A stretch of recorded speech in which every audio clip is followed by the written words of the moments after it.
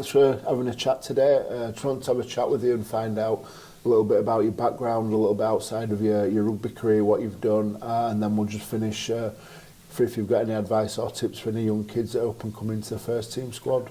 It's good. I've been fortunate to have a lengthy career. I think I'm in my 13th season professional, and over them years I've just tried to create a property company with a few properties in that I rent out to people through a letting agency, just to create a bit of insurance really behind you. You don't, sometimes that you finish rugby early and you're going to have to make that transition early, but obviously everyone's aim is to have a good career and finish in your early 30s, mid 30s these days.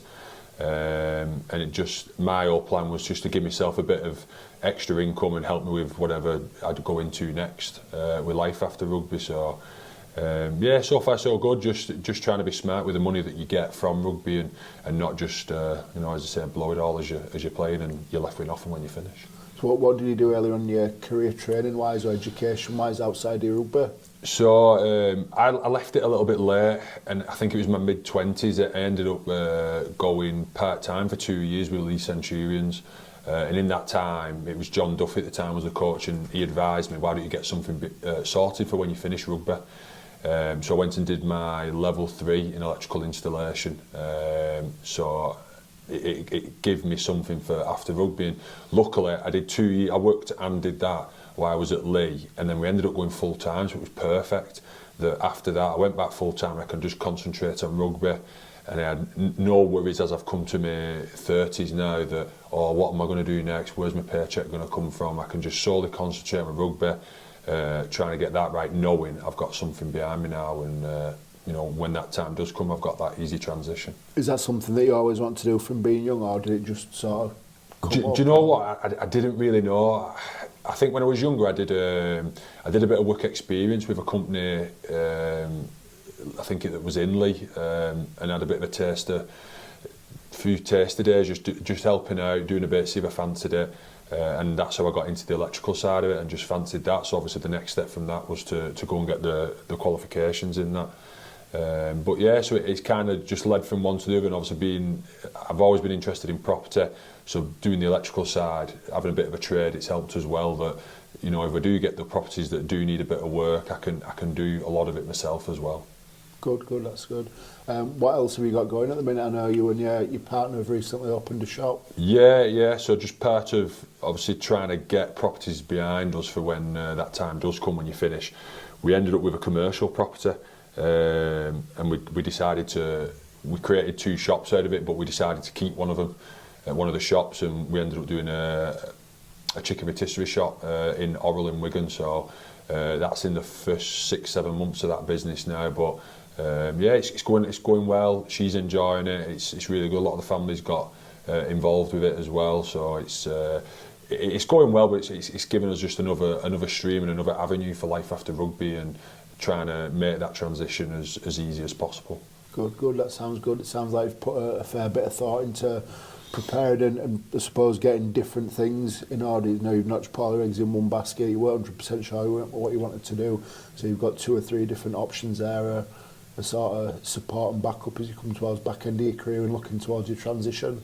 Yeah, definitely. It's probably just something like I do try and say to people, especially young lads and they're coming through, like, don't leave it too late, because we all hear stories of lads maybe getting a bit upset as they get towards the end because they've not quite thought about it early enough. It's probably one thing I said to some of the young lads, like, when it's just whether we're out on a team do or a bit of a quiet one-to-one chat, just try and get it done as early as possible.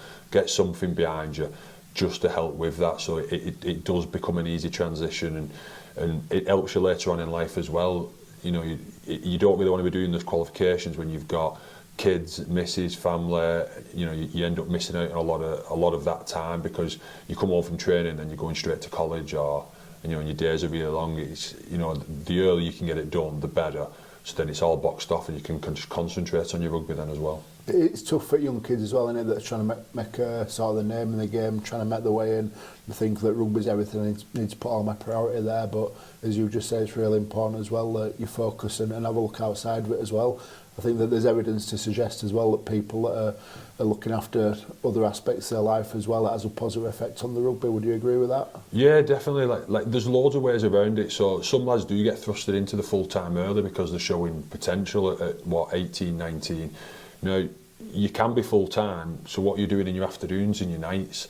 So there's no reason why. Like for me, it was electrical installation. Now they had two options. You could do it in the day, or you could do it at night. I've got a friend, Sam Powell. He's done the same qualification as me, but he did his at night. So he did full-time training during the day, and then 2 nights a week he went doing the course at night in Warrington. So that's one route where I did it a bit different, and I was in the day with how I was at Lee at the time. But that's what I mean. It's not just you've got to do it in the day and that's it. Oh, I'm full time, I can't do anything. There's loads of ways, like Open University now. That's another route that lads can do, and that's in your own time, and you're catching the lessons in your own time and doing your coursework. So there is loads of avenues, and it's just, you know, lads need to speak and find out the information just so you're not left too late, or you know you've got a year left on your contract, you're retiring and you've got no qualifications and nothing behind you and you've not planned. It makes it a bit easier and makes that transition easier if you can get it sorted. Yeah, 100% agree. Yeah, thanks for your time, Iain. Just have you got any last word, anything, any advice for any young kids on top of anything what you've just said already? Just try and get something boxed off early. If I could go back now, I wish I'd done it all when I were between 16 and 19 and got it done as early as I could, whether that's at night or during the day, and it's all boxed off and you can really concentrate on your rugby then and have as long a career as you can, knowing that you know you've got that insurance behind you and you've got something to help you. That's great. I'm sure loads of our young kids at club here will listen to you and hopefully take your advice and start preparing for life outside rugby as well. Cheers. Thank you.